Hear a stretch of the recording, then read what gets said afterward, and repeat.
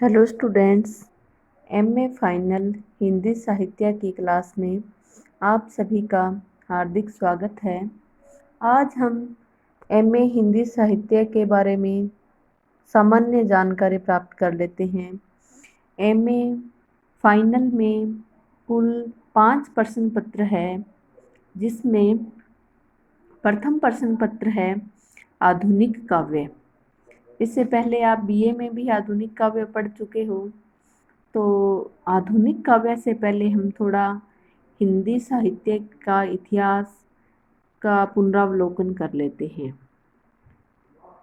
हिंदी साहित्य हिंदी का जो साहित्य लिखा गया उस संपूर्ण कार्यकाल को समय सीमा में बांटा गया है, जिसमें आचार्य रामचंद्र शुक्ल ने अपना जो वर्गीकरण प्रस्तुत किया है वो इस प्रकार है।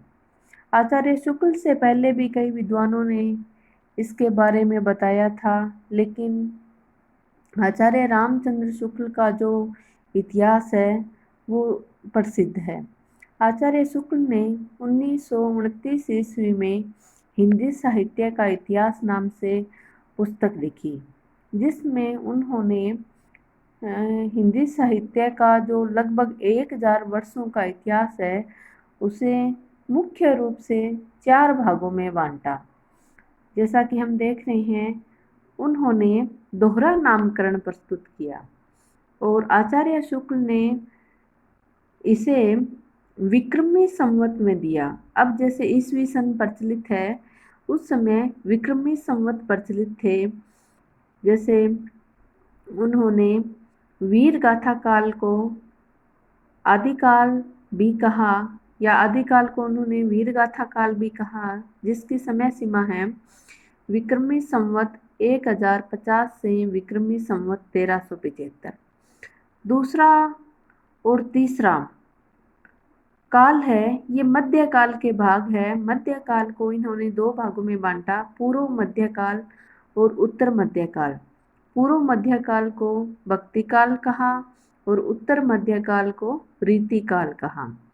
तो भक्ति काल की समय सीमा इन्होंने मानी विक्रमी संवत 1375 से 1700 तक, और रीति काल को विक्रमी संवत 1700 से 1900 तक। और उसके बाद में आधुनिक काल को गद्य रचनाओं की प्रधानता के कारण इन्होंने गद्य काल नाम दिया, जिसके समय सीमा इन्होंने मानी विक्रमी संवत 1900 से 1984। अब देखो, प्रत्येक काल का नामकरण इनमें प्रवृत्तियों की प्रधानता के आधार पर दिया गया है। जैसे आदिकाल को वीर रचनाओं की प्रधानता के कारण वीरगाथा काल नाम दिया। मध्यकाल को 2 भागों में बांटा कि मध्यकाल की शुरुआत में भक्ति साहित्य रचा गया, तो उसे भक्ति काल नाम दिया, और भक्ति काल के बाद में श्रृंगार से संबंधित रचनाओं की प्रधानता होने के कारण इसे रीति काल नाम दिया, और आधुनिक काल में गद्य साहित्य की प्रमुखता के कारण इसे गद्य काल नाम दिया। अब बार बार शब्द आ रहा है विक्रमी संवत, तो एक बार हम इसको समझ लेते हैं कि विक्रमी संवत और ईस्वी सन में क्या संबंध है। तो हम देख रहे हैं जैसे कि विक्रमी संवत में से 57 घटाने पर ईस्वी सन प्राप्त होते हैं, कि विक्रमी संवत में से 57 माइनस करने पर ईस्वी सन प्राप्त होते हैं। बहुत बार प्रतियोगिता परीक्षाएं होती है, आरपीएससी की परीक्षाएं होती है, उनमें यह प्रश्न पूछ लिया जाता है। तो ये संबंध है, इसके द्वारा विक्रमी संवत देने पर हम ईस्वी सन प्राप्त कर सकते हैं, या ईस्वी सन दिए जाने पर हम विक्रमी संवत प्राप्त कर सकते हैं। जैसे वर्तमान में कौन सा ईस्वी सन चल रहा है, 2020, तो इसके द्वारा हम निकाल सकते हैं कि अब विक्रमी संवत कौन सा चल रहा है। तो ईस्वी सन 2020 प्लस 57, तो 2077 विक्रमी संवत। तो अब कौन सा विक्रमी संवत चल रहा है? 2077। ये ध्यान रखने योग्य बात है। अब आचार्य शुक्ल के अलावा आचार्य हजारी प्रसाद द्विवेदी, डॉक्टर रामकुमार वर्मा, गणपति चंद्र गुप्त इत्यादि अनेक विद्वानों ने ये काल विभाजन किया है। और सभी विद्वानों की बातों को ध्यान में रखते हुए सर्वाधिक जो प्रचलित मत है वो यह है कि आदिकाल 1000 ईस्वी से 1350 ईस्वी, भक्ति काल 1350 ईस्वी से 1650 ईस्वी और रीति काल 1650 ईस्वी से 1850 ईस्वी और आधुनिक काल 1850 ईस्वी से अब तक। तो बीए प्रथम वर्ष, द्वितीय वर्ष, तृतीय वर्ष 3 वर्ष और एमए प्रीवियस 4 सालों से आप ये नामकरण और इनका वर्गीकरण पढ़ते आ रहे हैं। तो हम देख चुके हैं कि आधुनिक काल को भी फिर या ये जो भक्ति काल से लेकर आगे के काल हैं इनको उपभागों में बांटा गया है। तो भक्ति काल है, यहाँ से हम देखते हैं इसको 2 धाराओं में बांटा जाता है, निर्गुण धारा और सगुण धारा। निर्गुण धारा जहाँ भगवान को निराकार माना जाता है कि उसका कोई रंग रूप आकार नहीं है, वह अजन्मा है, तो वहाँ राम, कृष्ण, शिव, गणेश इत्यादि को नहीं माना जाता। निर्गुण बिना गुणों के हैं जो। तो निर्गुण धारा है, ये फिर आगे 2 भागों में बांटी गई है, ज्ञानाश्री या ज्ञान मार्गी शाखा और प्रेम मार्गी शाखा। ज्ञान मार्गी शाखा में ज्ञान को महत्व दिया जाता है, जिसके प्रतिनिधि कवि हैं कबीर जी। और प्रेम मार्गी शाखा में प्रेम को महत्व दिया जाता है और उस शाखा के प्रतिनिधि कवि है मलिक मोहम्मद जायसी। इनके बारे में आप पहले पढ़ चुके हो। अब आता है सगुण धारा।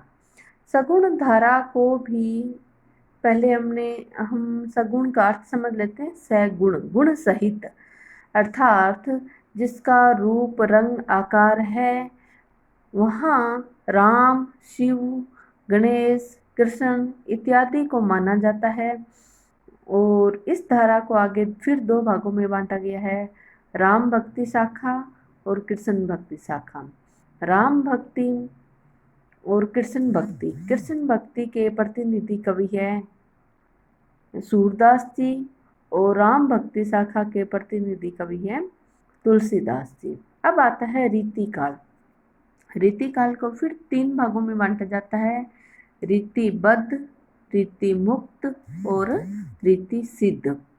तो रीतिबद्ध लगभग रीतिकाल के कवि रीतिबद्ध ही है, चिंतामणि, मतिराम, भूषण देव इत्यादि। और रीति मुक्त कवि गणानंद, बोधा, आलम और ठाकुर। ये 4 प्रमुख कवि ही रीति मुक्त के हैं।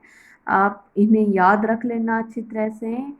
रीति मुक्त कवि 4 है, गणानंद, बोधा, आलम और ठाकुर। उसके बाद में आता है रीति सिद्ध। तो एकमात्र कवि बिहारी जी इसके अच्छे उदाहरण माने जाते हैं, रीति सिद्ध बिहारी जी। अब आता है आधुनिक काल। आधुनिक काल को फिर आगे वर्गीकृत किया गया है। तो ये हैं भारतेंदु युग, द्विवेदी युग, छायावाद, प्रगतिवाद और प्रयोगवाद एवं नई कविता। तो भारतेंदु युग जैसा कि नाम से स्पष्ट है, भारतेंदु हरिश्चंद्र, और इसकी समय सीमा मानी जाती है 1850 ईस्वी से 1900 ईस्वी। आगे का है, इसमें भारतेंदु हरिश्चंद्र के अलावा आपने पढ़ा होगा बद्री नारायण चौधरी, प्रेमघन, प्रताप नारायण मिश्र, ठाकुर जगमोहन सिंह इत्यादि साहित्यकार आते हैं। द्विवेदी युग जैसा कि नाम से स्पष्ट है, महावीर प्रसाद द्विवेदी, कई लोग इसको हजारी प्रसाद द्विवेदी समझ लेते हैं, यह है महावीर प्रसाद द्विवेदी। और इसकी समय सीमा है 1900 से लेकर 1918 या 20 ईस्वी तक। और इसमें देशभक्ति से संबंधित राष्ट्रीय कविताएं बहुत रची गई। मैथिली शरण गुप्त भी इसी काल के कवि है, जिन्हें राष्ट्रीय कवि भी माना जाता है। आगे आता है छायावाद। इसका समय है 1918 से लेकर 1936 ईस्वी। और छायावाद में 4 प्रमुख साहित्यकार हुए, जिनको छायावादी चतुष्टय की संज्ञा दी जाती है, जिसमें हैं जयशंकर प्रसाद, सुमित्रानंदन पंत, महादेवी वर्मा और सूर्यकांत त्रिपाठी निराला। और इन्हें हिंदी साहित्य के ब्रह्मा विष्णु महेश के नाम से भी जाना जाता है, प्रसाद, निराला और पंत को। तो छायावाद में 4 प्रमुख कवि या साहित्यकार हुए, जिन्हें छायावादी चतुष्टय की संज्ञा दी जाती है, जिसमें प्रमुख है प्रसाद, पंत, निराला और महादेवी वर्मा एकमात्र कवयित्री है। आगे आता है प्रगतिवाद। इसका समय है 1936 से 1943 ईस्वी।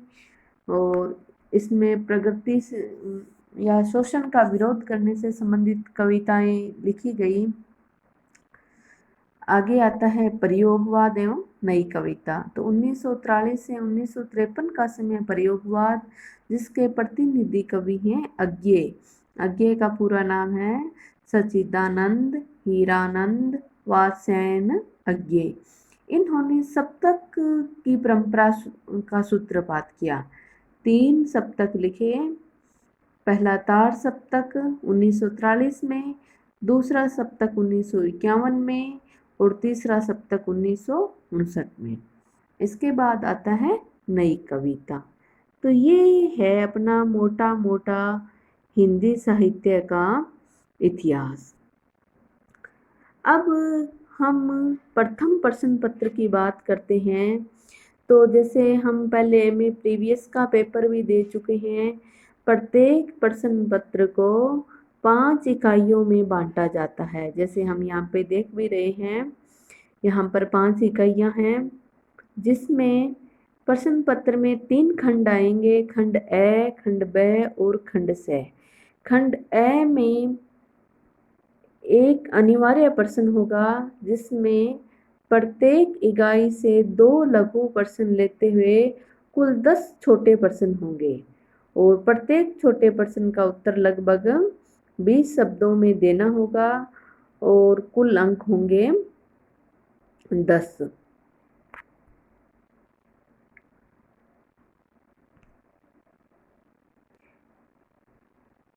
तो इसका अर्थ है कि प्रत्येक छोटा प्रश्न 1 अंक का होगा और प्रत्येक यूनिट से 2 छोटे प्रश्न आएंगे।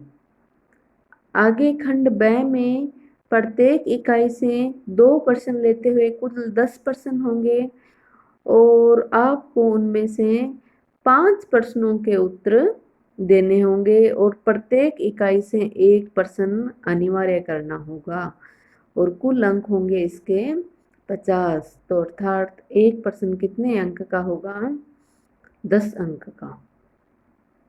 उसके बाद है खंड स। इसमें 4 प्रश्न होंगे बड़े, पर इसमें प्रश्नों के छोटे भाग भी हो सकते हैं, लेकिन 4 वर्णनात्मक प्रश्न होंगे जो सभी इकाइयों से होंगे, लेकिन किसी भी इकाई में से 1 से अधिक प्रश्न नहीं होगा, मतलब एक ही प्रश्न एक इकाई से होगा। और इसमें प्रश्न संख्या 12 इस खंड का प्रथम प्रश्न अनिवार्य होगा और शेष 3 प्रश्नों में से एक प्रश्न का उत्तर दिया जाना आवश्यक होगा। तो ये है 40 अंक का, मतलब इसमें 2 प्रश्न आपको, पहला प्रश्न अनिवार्य होगा और 3 प्रश्नों में से एक आप कहीं से भी कर सकते हो, तो 20-20 अंक के 2 प्रश्न होंगे। अब हम देखते हैं आधुनिक काव्य। इसमें 5 इकाइयाँ हैं। पहली है साकेत का 9वां सर्ग करना है सिर्फ, ये मैथिली शरण गुप्त की रचना है। दूसरी है कामायनी, इसमें सिर्फ चिंता श्रद्धा और ईड़ा सरग ही करना है। यह प्रसाद की रचना है, जयशंकर प्रसाद की। तीसरा इसमें है राम की शक्ति पूजा और सरोज स्मृति। ये निराला जी की रचनाएं हैं अनामिका नामक काव्य संग्रह से। और पांचवा है इसमें, चौथा है अंधेरे में चांद का मुंह टेढ़ा है, गजानंद माधव मुक्तिबोध। और छठा है, पांचवा है इसमें असाध्य वीणा आंगन के पार द्वार से अज्ञेय की रचना। और पांचवी यूनिट में है आत्मजयी कुंवर नारायण की। तो ये है प्रथम प्रश्न पत्र। ये पुस्तकें एक बार उपलब्ध नहीं हैं, तो हम आगे का प्रश्न पत्र देखते हैं। द्वितीय प्रश्न पत्र ये है साहित्य शास्त्र, और इसमें भी उसी प्रकार से 3 खंड होंगे, अ, ब और स, और उसी प्रकार से अंकों का विभाजन दिया गया है जैसे प्रथम प्रश्न पत्र में था।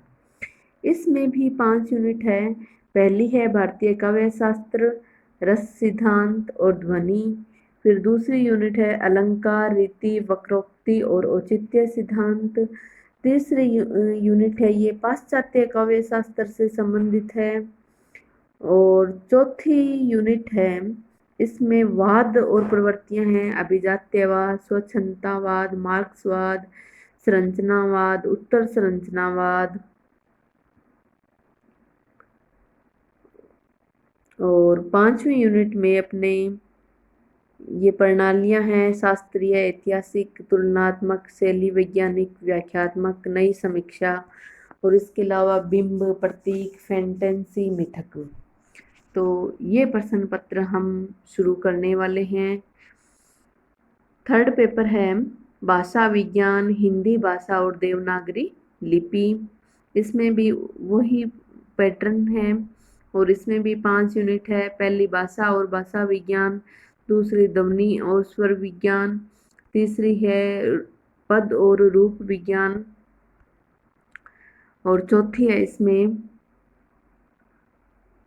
अर्थ विज्ञान, अर्थ की अवधारणा, और 5वीं है इसमें हिंदी भाषा और देवनागरी लिपि। चौथा अपना प्रश्न पत्र है नाटक, निबंध और आलोचना। इसमें अपने 2 नाटक है, एक है चंद्रगुप्त जयशंकर प्रसाद का, और दूसरा है अंधा युग। ये काव्य नाटक है धर्मवीर भारती का। और दूसरी यूनिट में है निबंध चिंतामणि भाग फर्स्ट रामचंद्र शुक्ल का। और तीसरी यूनिट में है फिर निबंध कल्पलता हजारी प्रसाद द्विवेदी। और चौथी यूनिट है आलोचना, जिसमें तुलसी की भावुकता है, और एक शुक्ल का है ये तुलसी की भावुकता। 5वीं यूनिट में है काव्य भाषा और बिंब प्रक्रिया। और 5वां जो प्रश्न पत्र है ये अपना ऐच्छिक रहता है। इसके अंदर तुलसीदास और प्रेमचंद,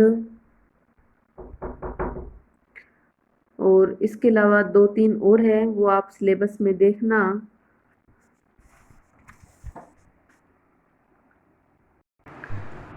तो पंचम प्रश्न पत्र में विशेष कवि के रूप में हम तुलसीदास या प्रेमचंद या हिंदी नाटक और रंगमंच या जयशंकर प्रसाद, इन चारों में से अपने को एक का चयन करना है। तो आपकी रुचि के अनुसार आप प्रेमचंद, जयशंकर प्रसाद, तुलसीदास या हिंदी नाटक और रंगमंच, इनमें से एक का चयन कर लेना। तो ये थी आज की हमारी एमए फाइनल की मोटी मोटी जानकारी। कल से हम या आगे की क्लास में जैसे भी समय मिलेगा, क्योंकि बीए के तीनों कक्षाओं और एमए 4 कक्षाओं के सिलेबस एक साथ चल रहे हैं, तो 2 दिन या 3 दिन के बाद आपकी टर्न आएगी। उसमें हम सेकंड पेपर साहित्य शास्त्र उसके बारे में अध्ययन करेंगे। धन्यवाद।